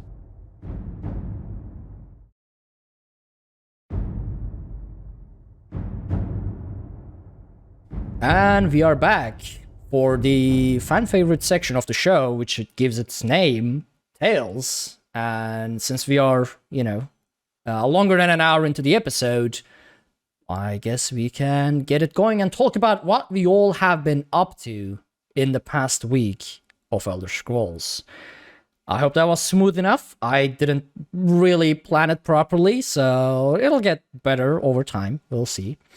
It was beautiful. It was the only thing I haven't been offended by this show. I'll figure something out to make it offensive as well for the next All right, episode. perfect, great. Don't worry about it. It'll be fine. just to ease me in. It's like, whoa, that segment didn't disgust me. So, Tom, since you are our special guest this week, what have you been up to in the past week or weeks before that, since you haven't been on the show for a while, in the overall universe of Elder Scrolls? Yeah, well, I haven't been diving much into Elder Scrolls Online lately. I have been playing Skyrim with my mom. I've been Which- seeing that. You Yes, stream that those while series I'm is- at work, though, so I can never catch them live. Yeah. So I save them. They go up on my YouTube channel. So the Robots Radio YouTube channel. If you're interested, you can just search it. But yeah, this has been something I do on Tuesday nights. And the audio version actually goes up on the Lorecast feed. So if you want to just listen to Like a the bonus. audio, it's like a bonus. It goes up in between the regular episodes. So you can skip them if you don't like them. But if you want to listen to them, and they're hilarious because my mom is like a retired 60 plus year old woman. Very subtle. She's never, I mean, I grew up playing video games. I'm old enough to be a child of the 80s and 90s and remember having an Atari as a child that I thought my parents bought for me and my brother, but it turns out my dad wanted to play Pac-Man. Like later on in life, I realized, wait a minute, I don't remember getting that as a Christmas present or anything. No, my dad bought it for himself, and then we just happened to have it growing up. And then he wanted to play Pac-Man. So yeah, but my mom was never much of a gamer. Like the most she ever played was like Tetris. She got really into Tetris at one point, right? But she was never against it. Like she realized that like she would always comment like, "Oh, this is good for your hand-eye coordination." Like that was always her comment. Or like, "Oh, this is fun and creative." Like those were her kind of comments. She was always very supportive of the things we did, but she never got into it herself. So one day I was like, what would be really funny is if because she lives about an hour and a half away. It's a little bit long to travel to regularly, but we get together and visit maybe every other month or so. But I was like, if we got together like once a month and just got like on a Zoom call, and I was like, it would be really funny if I controlled the characters, we streamed it, but she got to make all the decisions. I love it. And yeah, and I was like, she's never really played a role-playing game before, or even watched much of one. She doesn't know anything about the world of Elder Scrolls. Mm-hmm. She doesn't even know but the potential options are. So when you meet a character, when you take on a quest line, she doesn't know what the boundaries of anything are. Like when a character says, "Can you do this?" or "Would you do this?" or "You can do this or do that." You remember, think about the first time you played through a role-playing game, like. We all know the language of these games. We all know what the boundaries of the worlds are. We all know what the possibilities seem to be. And rarely do we get our minds blown anymore, right? Well, right. To that point, like when I first played Morrowind, I just grabbed it over my friend's house and was like, "Oh, what's this weird thing?" And I was like, "I'm just going to kill this person, take their house." Wait, I can actually kill this person. that was the first thing that you did. Right. Yeah, pretty much. I got off the boat and I've told these stories before where it's like my friend's like, "Yeah, this game's not really similar to anything you played." And I was just like, "I murdered somebody." I was like, "Oh, can I just live here?" He's like, "Yeah, just fill the house with all your garbage." I was like, "I could just steal anything I want." It's amazing. Yeah. So I've been letting her make decisions, and it's Skyrim. So, there's definitely some boundaries. You can't just murder someone and take their house, but a little more restrictive than more. It's a little bit more restrictive. Not that much, but a little bit. Right. But she doesn't necessarily know the boundaries of the game. So whenever we come across this scenario, I'm like, "Okay, what do you want to do?" So like even through the opening sequence, the dragon comes and you run through the burning city. And then you get to a point where you have to choose, like, do you go with the Imperial or the Stormcloak? And I'm like, okay, who do we go with? And like, I've kind of filled her in, like, okay, these guys are trying to kill us because they think we're a criminal. And these guys are fighting against the people trying to kill us. Who do we go with? And she's like, that guy over there. And she points to the Imperial. And I'm like, okay, we're going to go with the Imperials. And she's like, yes. And I'm like, okay, why? And because I'm thinking to myself, they were just about to kill us. We're going to go with them. To murder you. And she's like, because he has more armor. That is actually, in a situation where you're fighting a dragon, that is a very valid reasoning. I never thought about that. Actually, that works. Right. And I'm like, because he has more armor, and she's like, yeah, it looks like he might survive. And I'm like, okay. Okay, so you're political situation removed. Even though he was about to murder us, and she was like, "Whoa, would you put it like that?" And I was like, "All right, here we go." And we're just like, and it's so interesting because I'm getting her perspective on everything. We talk with the character, or like when we're going through Bleak Falls Barrow, and we meet what's his face? The guy caught in the cobweb. Arvel the Swift. Yes. Yeah, Arvel the Swift. Yeah. And we're like, we got to get the claw from Arvel. He's caught in the spider webs, and he's being all cagey, and then he runs away. And I'm like, oh no, he's running away. He has the claw. And my mom's like, oh, get him. And I'm like, what? I pause it, and I'm like, what? And she's like. Basically, she was just like, yeah, murder him right now. Yeah. Go kill him. And I was like, whoa, wait a minute. Who is this woman? Do video games make us violent? Like, holy moly. Okay. All right. We're going to go kill him and take the claw. And she's like, yeah, no, he's terrible. Kill him. I love it. All right. Mind blown. Yeah, no, it's great because she's like, there's certain things that she's just like, and she's just reacting because she's like role playing her character in this world, and she's just making her decisions as if she's just like this person, but it's like her too, because we all put ourselves into these characters. it's so interesting to just see what she decides to do and see how she kind of understands things or doesn't understand things. And like, she's trying to understand, like, okay, what is it? What is a dragon board? How do the dragons work? What does this actually mean? You know, like all the, she's struggling with like figuring these things out. It's definitely worth a watch. It's pretty entertaining just because, again, it's one of those things when you're so used to all of this. It's like, well, yeah, I obviously do this, this, and this for this reason or whatever. Right. And seeing somebody totally not only just removed from this series, but from games overall, sort of. Yeah. She doesn't game it at all. There's no gaming anything. Yeah, so it's a very unique experience, if that sounds entertaining, which I personally think some of them have been very entertaining. I'm like, wow, okay, and like, that is certainly a choice.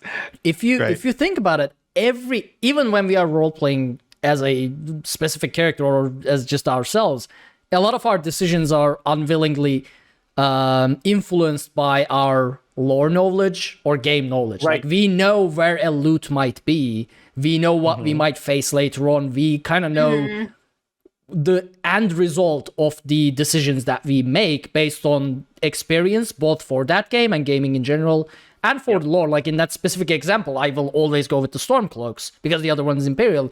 It had never even occurred to me that there might be, like, from an outside perspective, there might be a different survival chance between the two. Right. Because to me, it's like, okay, this is a decision. I know it's going to end up in the same place.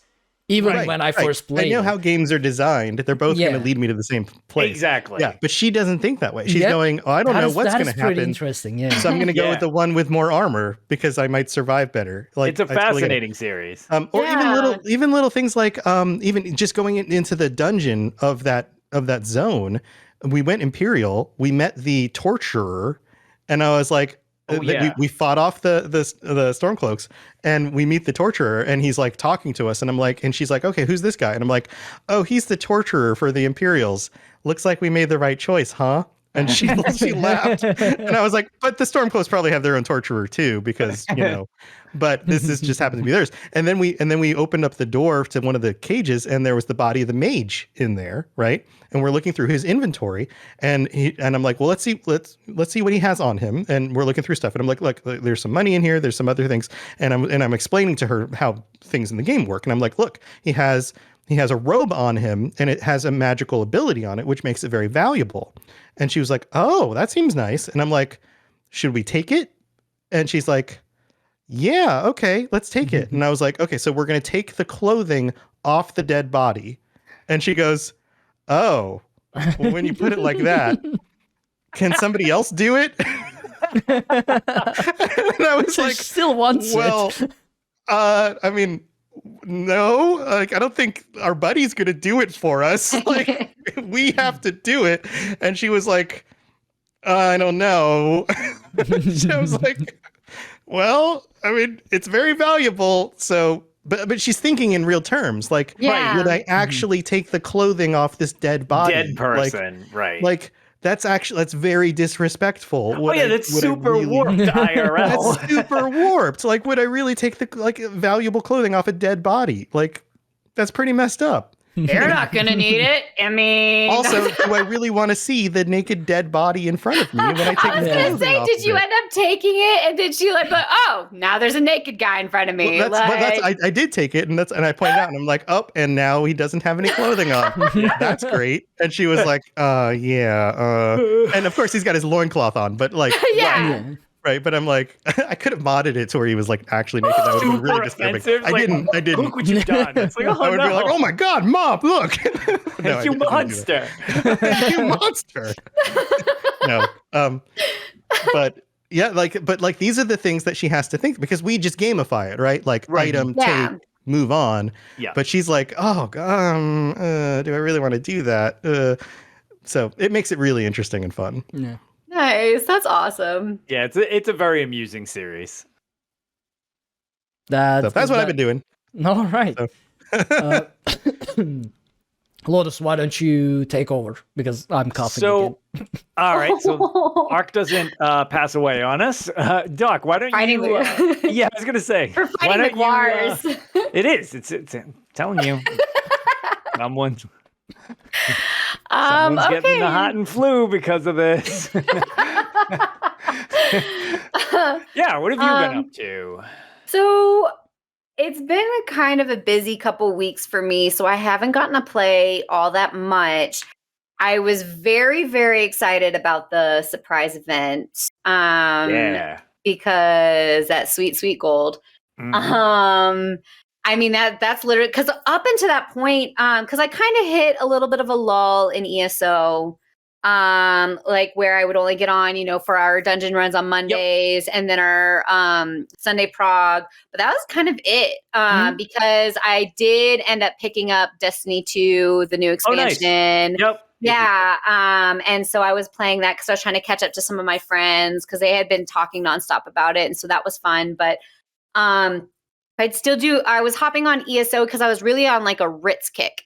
So like, because usually I know, seriously. And I was like, I would do my Ritz on like, because I have 10 characters.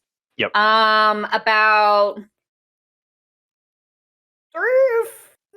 three or four of them I play pretty substantially. Like I have I joke, I have two mains, but like I have my one that I do now all the achievements on, everything that I'm trying to build on. That's my Macro. But then I have like my Stanblade Wood Elf that does all the story content. So and she's also my Master Crafter. So I usually do my Writs on there. But lately, I just wanted to do all my writs on all 10 characters because honestly, I've been trying to collect as many survey reports as I possibly can, especially the jewelry ones. Because that makes some pretty money on that. Sure can. And so that was all I do. I'd like listen to podcasts and everything, and I'd do my writs and get them all done. And then this surprise event came up, and I was like, this is perfect.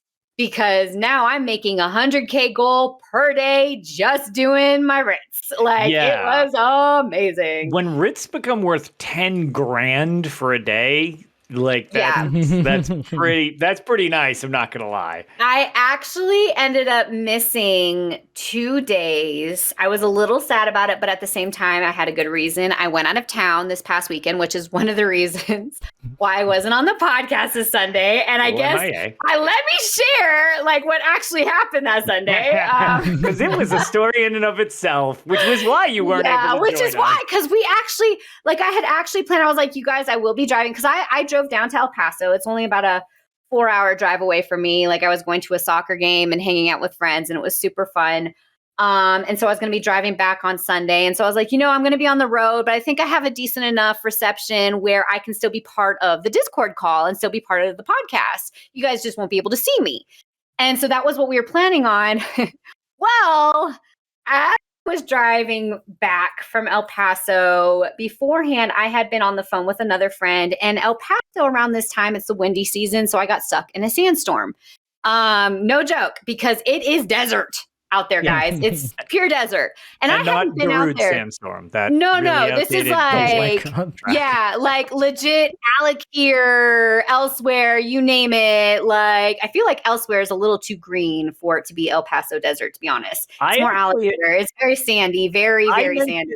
See, funny you say that. I had mentioned you were driving through Reaper's March, and it totally threw Ark off last time because I was like, oh, she's driving through Reaper's March. Like, wait, why Reaper's March? I was like, well, because it's sandier there, and I like Reaper's March. I was expecting Elsewhere, Alikir Desert, and he just said like Reaper's March, and I was like, Reaper's? What are you, an elf? That's very deserty too. Yeah. Yeah, but it's AD territory, so why bring that up when you have others? Look, That's just fair. Saying. Let's go with Alakir because I do still represent DC to an extent. Yes. So let's go with Alakir because it is very sandy. It is very sandy. Yeah. And so anyway, it had been like 7 years since I'd been down to El Paso. So I forgot that that it isn't a straight shot because in my head, from where I live to there, I thought it was a straight shot. Get on the interstate, boom, I'm there. I forgot there's one exit you have to take. So, and on the way to El Paso, you don't hit that exit until like the final hour of your drive. So you're well aware of it. But on the way up, you take it right away. And I wasn't thinking. I was on the phone with a friend, and Plus, there's a sandstorm, so you can't really see that much. Like, I'm not kidding, guys. It's a legit sandstorm. And so I'm driving. I miss my exit. And I'm just talking to my friend. I don't realize I missed my exit until about 2 hours into the drive when I all of a sudden see "Welcome to Arizona" sign. And I'm like, oh no. I don't drive through Arizona to get home. I went to the wrong state. I completely took a wrong turn. And yeah, what would have been a 3.5 to 4 hour drive ended up being close to a 7.5 hour drive because I had to backtrack. I was coming to see you, Maddie. Hey, just appears at the door like, hello. Hello. Maddie, It's me. I come bringing pancakes. So yeah, so because of that, because I got so lost, the reception was horrible in that area and sandstorm, like I said. So I was like, there's just no way I'm going to be making this call or anything like that. So that's what I've been up to. Basically, it was crazy. I haven't actually gotten a chance. I did get a chance to log in one final day that Monday to do the surprise event just to get like another 100K gold. I could always miss a turn, Maddie. Yep. But yeah, that was an ordeal. I mean, I love it now because I have that story forever. I've never done that before. Usually I'm like a built-in GPS, like no jokes, guys. Like I go one place, I remember it, I'm good.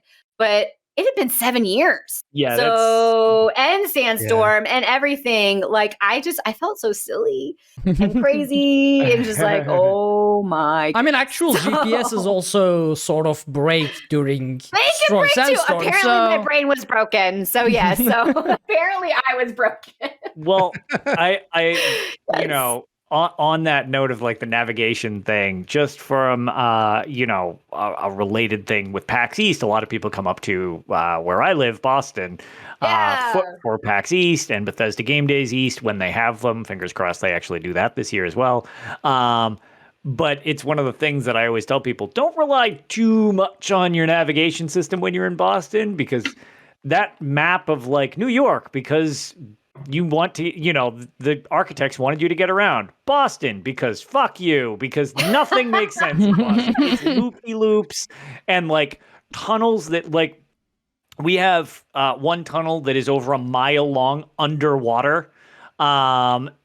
Oh, that's and there's terrifying. no turning around. You have to get out the other side, then go back under it in the other direct. Like getting in and out of Logan Airport requires you to go through a toll. So if you screw it up, you have to go back through the toll. But then to get back to where you need to go in the terminal, you go back through the toll. So if you keep screwing it up, you're going to keep ringing up tolls. Like that sounds like a nightmare. You really money. You gotta just make sure to plan things out when you're in Boston, and that's why I was like, it'll definitely get you there when you use navigation, but don't rely too much on it. It's better now that the big dig and everything like that has been completed, but originally, because of the overlapping and stuff like that, with them adding new overlays and underpasses and stuff like that, there was some scenarios where it'd be like, turn right here, and there's just a guardrail. It's like, it's like, well, I hope I don't, because I'm going into the harbor. Like, maybe there's a portal there that you don't know about. There you go. It's like the Harry Potter thing where you have to just like, if you hit the guardrail just at the right spot. Exactly. And actually, Ryan, who's also from my area in Boston, Boston's logo is just, go ahead, try it. I love it. Yeah. So sometimes navigation is more of like a backup as opposed to a full plan. But well, guys, I need to get going. You jumping off, buddy? Yep, I gotta go get dinner ready with the Sounds good. All right, But man. thanks for having me. This has been super Yes. fun. Yeah. Absolutely. And I was going to say, now we're officially partners here as well. So. Yeah, Yay. happy to join back whenever. Oh, whenever absolutely. there's an We'll be opportunity. having you back for many a lore segment, I'm sure. And I Awesome. will be joining Correct back with lore, not Yes. propaganda lore. This Damn was straight. correct, lore. How dare you? Well, my lore was always correct, as you could tell by my answers this episode. Played the politician way of doing it. Yes. All right. Well, thanks for But- having me. I'll see you guys. Absolutely. Thanks for joining Yes. us. Make it Bye, easy, Jeff. buddy. Bye. Bye. So, Ark, what have you? There he goes. Jim is adjusted. What have you been up to? Because I know you'll still need to be slightly edited for 1 week. Yeah, but I still can't talk about what exactly I've been up to, but and basically 2 days, and we get ours. Yeah. So we started attempting the Coral Area, which is one of the new dungeons, hard mode. Ooh. So the first part, I'm not gonna spoil any mechanics whatsoever, Sure. so this is safe. Yeah, just your impressions type of deal. Yeah. So the first boss, we started throwing ourselves at it, and there was one very specific thing that we thought about, but missed like it. Just a very crucial thing about it. So we kept ourselves throwing at it. We tried a variety of weird different things. We kept our like switching around our build, trying out different things, but we kept dying. And even though we were doing a blind hard mode, we had to look up a guide. And apparently, like, we had the right idea, we just didn't execute it the right way that you were supposed to do, which I don't Gotcha. know how you would get that information. It's possible the game actually teaches you what you're supposed to do, but That's since what I was going to imply. since we roll through the story by skipping everything, and since we have the game volume low, so we don't hear any of the NPCs actually telling us How what to many do. bucket splash emotes were thrown? Yeah. So we skipped like a tiny bit of it, but we had the right idea, so we still counted that as blind. Like, even though we had to look it up, but and then we moved on to the second boss. Now, the second boss in Coral Area is madness. That's all I'm gonna say about it. It's madness. Ooh. Nice. It's one of those bosses that we didn't kill it, by the way. We got it down to like 20% or something before we broke. Okay. So there is a point in our dungeon runs where either the dungeon breaks, like the instance literally It starts breaking, being wacky. Yep. or we get so tired that we break. Mm-hmm. Yeah. And we start going, like, we start the fight, and I'm just like, I taunt, and immediately die because I start forgetting to actually block. Block. Yep. Yeah, I just like, I Yeah. pull, and then immediately get smacked to death, and I'm like, oh, yeah. And then everybody starts doing stuff like that. Like, someone gets an AoE under Yeah. them, and just like, yeah, and they die. Yeah, it's like, oh, that's great. Yeah, so it's the point at night where our brains no longer process the information that come from the screen. So we got to that point eventually, and was like, okay, let's call the night. But the fight itself is like, it overloads you with so much information. That's all I'm gonna say about it, that your brain just fries at some point. And obviously, after the fight, I went onto Twitter, and I was like, I sort of complimented / yelled at Finn, as I do. And he was like, so apparently it was one of the boss designers, Jared, that created that specific fight. So my new hashtag, Shout out. yeah, my new hashtag is FU Jared instead of FU Finn, because that fight did earn that title. I wanted his Twitter. Finn didn't give it, even though I didn't like actually want it, because I knew like that would be against, I don't know, if not like morals, it would be against some company policy or something like that. Yeah, right. But I was You like, don't wanna give necessarily me his call people- Twitter so I right. can yell at him. Yeah, I'm gonna yell. Not that I was actually gonna yell, but I was gonna yell, FU Jared. But yeah, so he created one mad fight, and I'm looking forward to going through that. And that's it. That's the only time I got to play, and it broke my brain. So I'm looking forward to going back. Yeah, I'm looking forward to excited. So ready for these. it's a fun fight. And see, we struggled that much, and then I mean, all of us are rusty, by the way. It's like I haven't played in ages. I think Jen hasn't been playing much. I think Kitsu hasn't been playing. So I think only Luna has been playing, and even she plays less than what we all used to play. So we are rusty. But on our Discord, Kika, she was like, "Oh yeah, we got through all the hard modes, woo!" And I was like, "How long did it take you?" And she was like, "Hour and a half." And I was like, we got to the second boss in 3 hours. How rusty are we? I mean, what is this? Yeah. I know Kika's group is they are beasts, but I wasn't expecting, like, I didn't know that we were this rusty. It's I was gonna say, got a mild reality check. yeah. I mean, I tried to switch my build, and I realized I don't have the corresponding pieces. I don't know where they are, or if I ever... Like, I don't have jewelry for Battalion's Defender. I don't know what I did with them.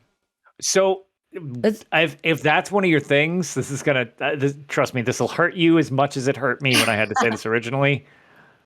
I don't suggest you use Battalion Defender. Its heal is so negligible, no one will feel it. The main way I usually use Battalion Defender has always been to trigger my Earth Core on an ally instead of myself. On an ally instead of yourself? Yeah. Okay. So when I block, it just like heals someone at a... Whoever. Yeah. And if they're... Right, and it's basing it on the lowest health, so it will obviously target somebody who needs the health the most. Yeah. That was my main thing generally. But you know what I did? Yeah, because Earth Core is still great, but... Yeah, so I equipped Battalion Defender, and then I equipped Earth Core. And then I realized I can't match my Battalion Defender because I don't know where the jewelry is. So I went back to my original set. And then we started to fight, and we were fighting, and I'm like, I'm dying. And I was like, what is going on? And my Earth Core is not proccing, and I don't have enough ultimate either. So I equipped the helmet of Earth Core and forgot to switch the shoulders of Earth Core. So I had one piece Blood Spawn and one piece Earth Core, and yeah, so that's how those are my favorite runs personally. I've had just ones nerfing ourselves by nature. No, I've done that. I mean, I know, Doc, you had mentioned you've done that without like full sets. You've done runs. You're like, oops, I was using 3 of this and 4 of that and 1 of this, and like my friends always check on me now before we start something hard because they like, do you have full sets on? And I'm like, yeah, maybe. And so I check. And it's suggested. It's not mandatory, guys. I mean, I got the beast personality without having full sets. It can happen. It can happen, but you probably should have full sets on. Well, it's basically adding extra hard modes. And that's just it. Like, I've done that too, where I'm like, I don't know what's going on.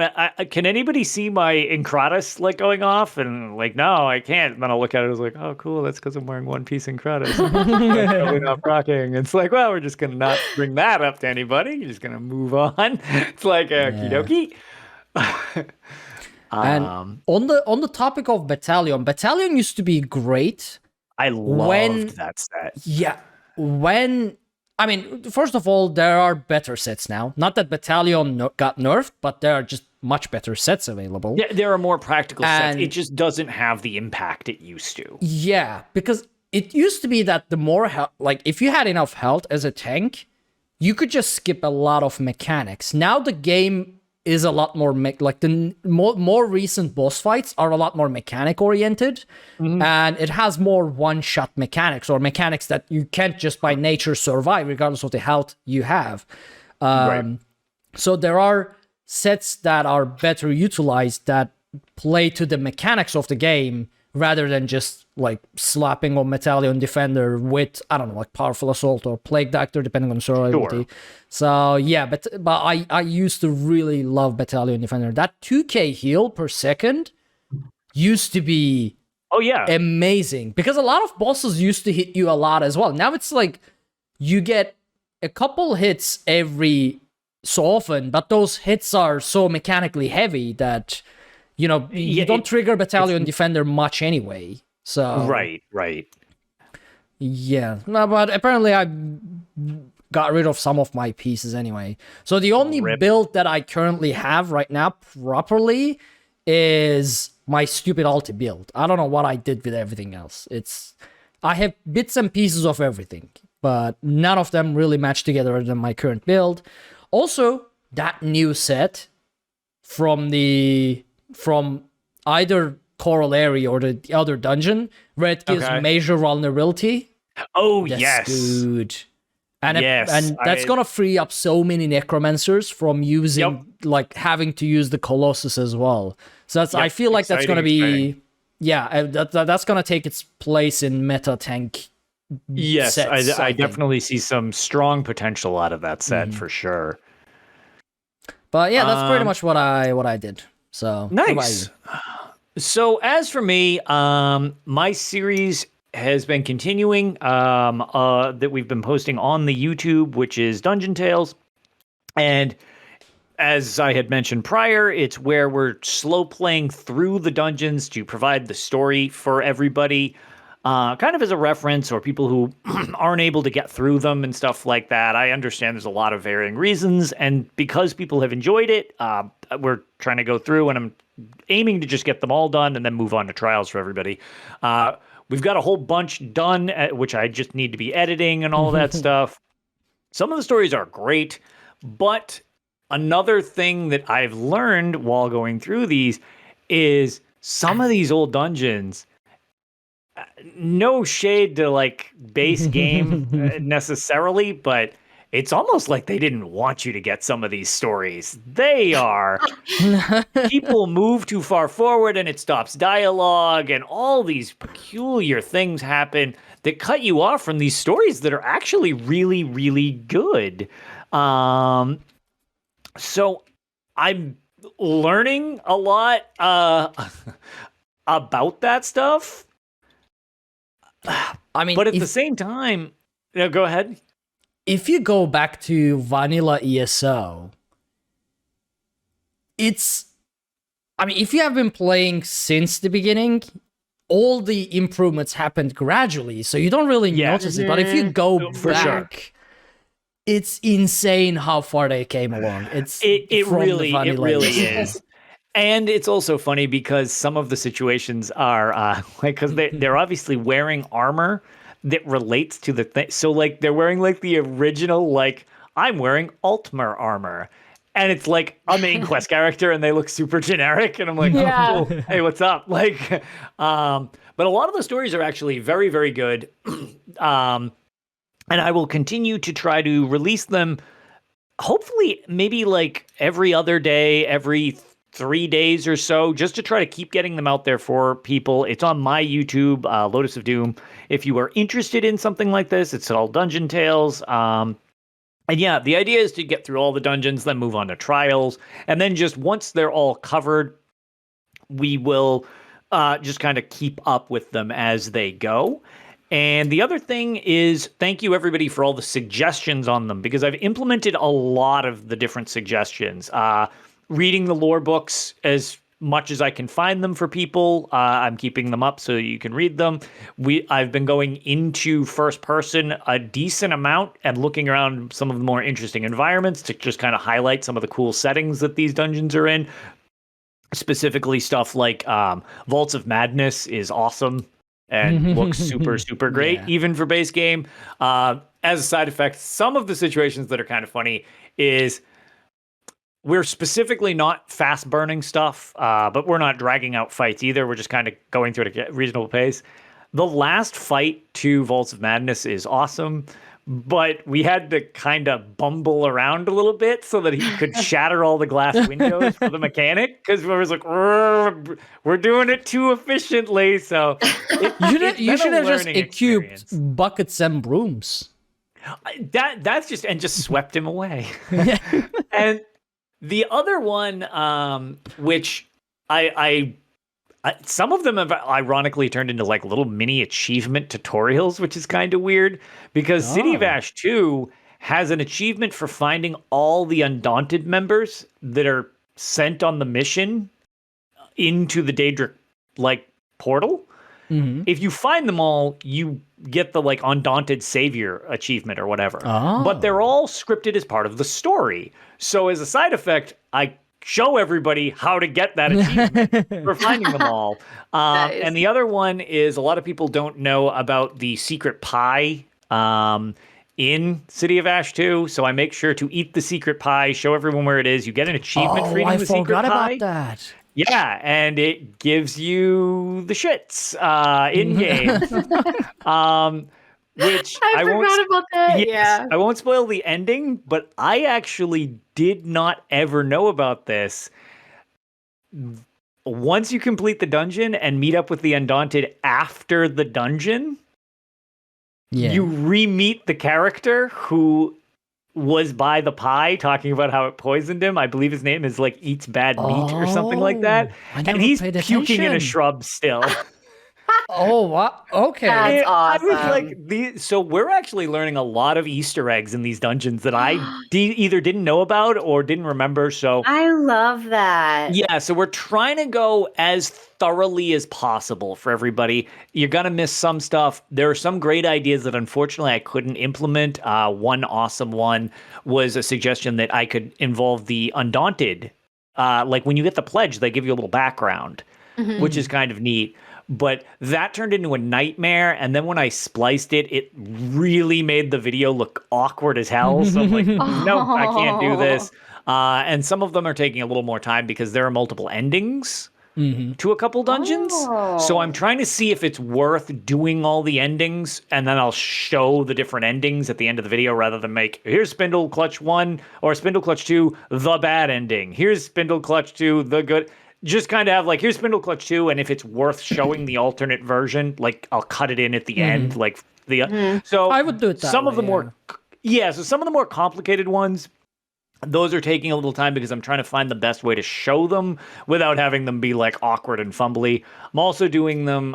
It's me, two other people, and a companion, because some of the companions actually have dialogue in the dungeons. I remember that. Yeah, so I'm also trying to do that for people as well. But it's been a really fun project. And I've been enjoying it a lot, getting to play through them all. And I'm glad people have found something informative about them.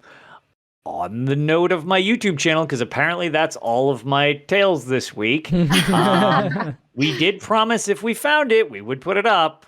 So the lost episode of Tales of Tamriel is up. I still need to go watch it. It's on my YouTube.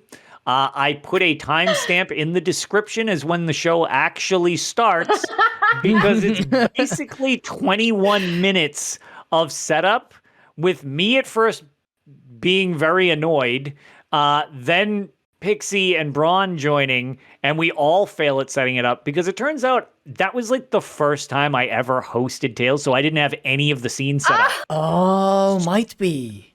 How funny. So I was literally doing scenes on the fly and then trying to put cameras into them. I'm like, oh my God. That's impressive. Yeah. Well done. Also, not done because it was a mess. And for anybody who actually does watch it, it's actually already got like a lot of you have found it. I'm glad you're enjoying it because a lot of people have said that it is really funny, but you will quickly understand why it's not on the main feed. We're not necessarily super family friendly anymore, but that is a mess. And yeah, it will be kind of separated to the side. So that one is literally only available in video format. We don't have an audio feed to put it on because that would put it on the main feed. And it's kind of sort of not good to put, like, yeah, it's definitely a Tales After Dark type of deal. So if that is something you are interested in, the lost episode, the Drunk Tales of Tamriel, is on my YouTube channel, Lotus of Doom. If you're interested in it, it is a mess, but I'm glad people are at least getting a laugh out of it because woof, that was cringe-tastic to rewatch. I'm like, jeez. Us describing anything like is just a disaster. But yeah, so that's really it. I've just been doing a lot of dungeon stuff, and otherwise I've been filling my sticker book from one thing I found out that with the patch coming out where, we got all shared achievements and stuff like that. One thing I didn't know about was originally for the curated drops on the sticker book, you had a perfected version and a non-perfected version. With the new update, if you have the perfected version, it unlocks the non-perfected version for you. I like that. I love that. Yeah. It just makes sense. Yes, it does. Like, if you can do it on the vet mode, why would you need to go back and farm it on the easier mode? It's exactly. It makes sense. So, I've been going through some of the arena stuff, getting the perfected versions. So I've been actually doing VMA a bunch, just to get the perfected version so that when the thing pops, it'll just give me all the other ones and it'll fill up the sticker book. And I am... So on the weekly leaderboard, since I am not a DPS, I was very proud of this. I am currently 9th on the VMA leaderboards with Guaranir. So enjoy that, Ark. It is. Told you those guards are going to get you. You're currently in the top 10 on PS4 NA for Templars. And yeah, it's my newest high score. I'm not pushing those 600 numbers or anything, 600K or any nonsense like that. But I'm over 550,000 points in a run. Nice. Yeah, I'm down to like 47-ish minutes or so, which is funny because the amount of that is just waiting for talking to continue. I'm just kind of like throwing spells around just because I was like, oh, wow. The pacing in Vatashram Hollows is much, much better than in VMA. But yeah, it's interesting. It's been fun. I've actually been enjoying this whole like DPS thing a decent bit. It's just learning something a little different, and I can fill in much better when people need a DPS instead of a tank in like a trial or anything like that. So yeah, I've been enjoying the alternate play style. Nice. Yeah, but that's pretty much it for me. I do not enjoy that your alternate playstyle is Guarcanir, though. So. Yeah, well, I'm sorry. This is what you get for your propaganda. I told you it's going to be slow and painful, Ark. Now it's your turn to not enjoy the show. See how the Guar followers threaten us, people? They threaten us with slow and painful death. I didn't say death. It just is slow and painful. It was implied. No, death would be too easy, my friend. It would be too easy. They threaten our souls. Eternal damnation. And actually, I was going to say, Tom isn't here, but one thing, and also for anybody who checked out the Elder Scrolls Lorecast after last episode, will notice that I totally skipped a Daedric Prince when I was talking about this is, tying into the other one.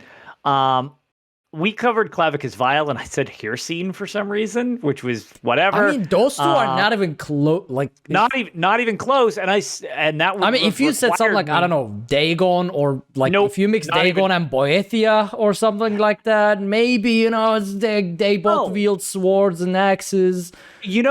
Because you just said that, you reminded me of something before I move on to that part about Lorecast. One thing that is awesome. Going back to replaying old ass content in City of Ash 1, at the end of the dungeon, the voice actor from what is it, Blackwood, who does Mehrunes Dagon, is now the voice of the old content from Mehrunes Dagon. They redid the voiceover. Did they? Yes. At the end of the dungeon, you hear the super demonic version of him threatening you for screwing up his portal. Because cool continuity right there. The voiceover for Dagon sounds awesome with the weird reverb and he like echoes in the halls and stuff like that. It's all done like that. So I'm looking around because the way that the audio team, I love the way they do audio in Elder Scrolls Online. Yeah, when you complete City of Ash 1, it actually booms around the forest. And it sounds like it's coming from above. It's awesome. It is a super nice touch where I was like, whoa, the audio quality on this is not what I remember. So I wonder, do you know if they like fixed up Lirant's voice then too, maybe? I don't know. So we're getting close to getting to the Imperial City prison, so I'll have to find out. But yeah, I don't remember that being so awesome back then. So I was like, yeah, but it was very cool, and it actually kind of surprised me. But yeah, so anyways, that was just one note. When you mentioned the other Daedric princes, I was like, oh yeah, I forgot about that. That was a great feature. But yeah, so like over on Elder Scrolls Lorecast, last week was Clavicus Vile, not Haircene, and this week was my favorite Daedric prince on Lorecast, where we covered Hermaeus Mora, and I basically was just fanboying out the entire time, convincing everyone to just accept Hermaeus Mora as your Lord and Savior. You're handing out chick tracks, everything, you know. So there was nothing to do with her scene, neither last week or this week, but somehow you got to her scene anyway. I believe alphabetically Haircene will be next. So listen to that in another week or so, and we'll be good again. Nice. But yeah, so if you're looking for your lore segment for the week, feel free to check out Elder Scrolls Lorecast, where Tom and I we're going through a deep dive on Daedric princes. That's cool. Yeah, I think that's pretty much it for this week. Big hype for the console side of things, getting our patch and new DLC on Tuesday. I'm looking forward to being able to talk about the dungeons. Oh, yes. Yeah, next week probably will be very spoilery for mechanics. So if that's something you're not interested in, we will be going into that because I will be streaming just my blind playthroughs on Tuesday.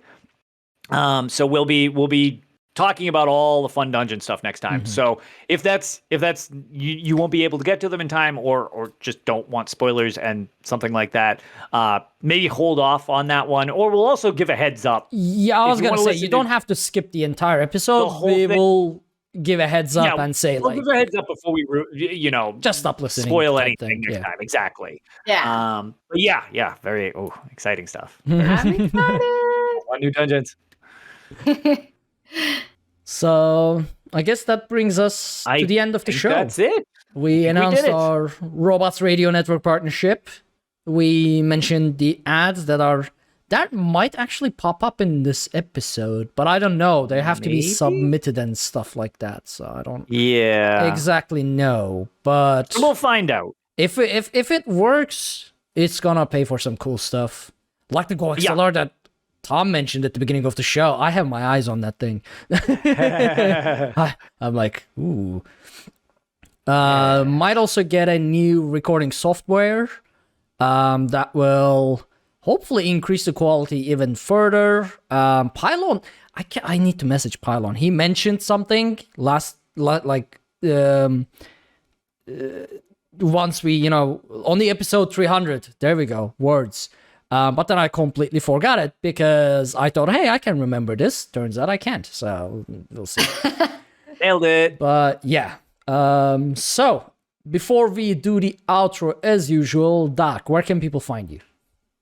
You guys can find me on Twitter or Instagram, Dr. Hoodat219. I'm also on Discord and PSN, and I am on PC, which I was just talking to Pylon. I'm going to have to update my ESO, but I'm going to start playing on PC some more because, I kind of miss it. So I'm going to go over there. But yeah, it's all the same. Dr. Hoodat219. I'd love to hear from anybody. So yeah, definitely hit me up.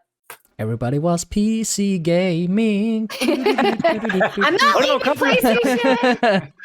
But it's sometimes nice to just kind of go on to the other side sometimes. Oh, yeah. I was going to say, mixing it up. Yeah. I understand. Lotus, what about you? I'm Lotus of Doom for the live show on Twitch, where many of you are hanging out with us right now, so you already know where to find the show. And I made reference to, I've been running my YouTube channel with my little side projects there, or that lost episode, if that's something interesting to you. And if you ever need to get a hold of me, I'm Lotus of Doom on Twitch. Twitter? Whatever, all everywhere. Discord. It's the same. It's one giant cross brand. It's fine. And you can find me anywhere that is Arcanier, ARKHANIIR. I'm on Twitter mainly. That's where you can reach me. I'm on Discord. We should actually get a Discord link somewhere for the show as well. Since, well, I mean, we still use the DCN main Discord, but it probably rebranded or something like that. We'll figure it out. I stream on Twitch whenever I have time at twitch.tv/ArcaneersQuest. That's where our Untaunted dungeon hard modes happen, as well as some other games and stuff like that. And you can follow everything we do over at uesp.net, and for the moment, still dungeoncrawlernetwork.com for our social links and Twitch links and Discord link and stuff like that, because we didn't have time to update them yet. You can check out our Patreon at patreon.com/UESP, where you can get some real cool Elder Scrolls themed rewards and support the show at the same time. You can also consider leaving us a 5-star review on iTunes so people know that we are a real podcast, that we say real words, and sometimes it matters, especially it's about the Guar, and when I tell everybody end the facts. show. Thank you all so much for joining us on this episode of Tales of Tamriel, and we will see you all next week. Have a great day, everybody. Bye, guys. See you later.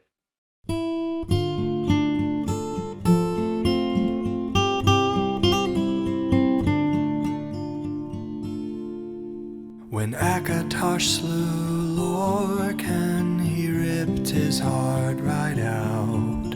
He hurled it across Tamriel, and the heart was heard to shout, red diamond, the heart and soul of men. Red diamond, protect us till the end.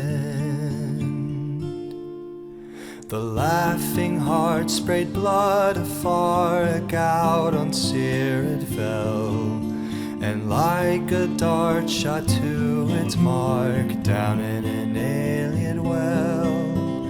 Magicka fused the Lorcan blood to crystal red and strong. Then wild elves cut and polished it down to Chimel at a ball. Red diamond,